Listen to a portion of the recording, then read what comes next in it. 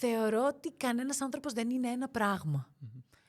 Οπότε το να παρουσιάζεις μία συνολική εικόνα του ποια είσαι εκεί έξω και να είσαι πραγματικά σε ό,τι και αν κάνεις αληθινή, τελικά αυτό το πράγμα μετράει. Γιατί μπορεί κάποιος όντως να σε ακολουθήσει για τα ταξίδια, αλλά θα μάθει έτσι ξέμπαρκα, ρε παιδί μου, τι είναι και η μετοχή και μπορεί κάπως να φτιάξει τα οικονομικά του. Μπορεί κάποιος να σε ακολουθεί για τις επενδύσεις, αλλά θα μάθει και για το επίδομα θέρμανσης που βγήκε και μπορεί να το δικαιούται και γιατί να τους τα αφήσουμε αφού τα δικαιούμαστε, αφού τα δίνουν που τα δίνουν.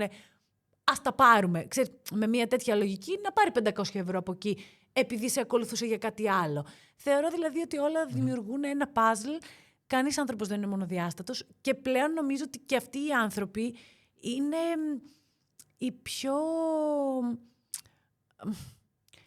Πάλι θα χρησιμοποιήσω την ίδια λέξη. Είναι οι πιο ισορροπημένοι.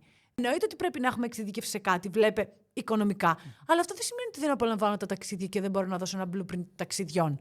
Ή ότι δεν διαβάζω ούτως ή άλλως πάρα πολύ ολιστικοί άνθρωποι. Θεωρώ ότι αυτοί είναι και οι πιο ευτυχισμένοι τελικά.